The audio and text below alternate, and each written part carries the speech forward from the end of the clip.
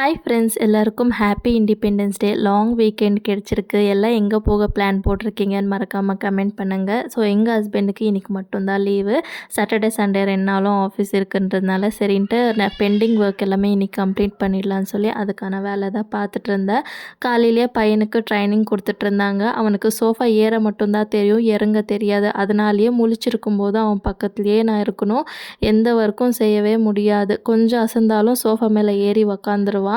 அதனால் இன்றைக்கி அவனுக்கு இறங்குறதுக்கு எப்படின்னு சொல்லி கொடுத்துட்ருந்தாங்க. அவனும் ஸ்டார்டிங் தெரியாமல் அழுதுட்டு இருந்தான். அதுக்கப்புறமா கண்டுபிடிச்சி அவனே இறங்க ஸ்டார்ட் பண்ணிட்டான். பார்க்குறதுக்கு ரொம்ப ஹாப்பியாக இருந்துச்சு. அவனும் இறங்கினோடனே அவனுக்கு ரொம்ப சந்தோஷம் ஆயிடுச்சு. மார்னிங் பிரேக்ஃபாஸ்ட்டுக்கு நூடுல்ஸ் தான் செஞ்சுருந்தேன். நூடுல்ஸ் எல்லாம் செஞ்சு சாப்பிட்டுட்டு அதுக்கப்புறமா தம்பியை தூங்க வைக்கலான்னு ரூமுக்கு கூட்டிகிட்டு போனால் என்ன பண்ணுறான்னு பாருங்கள்.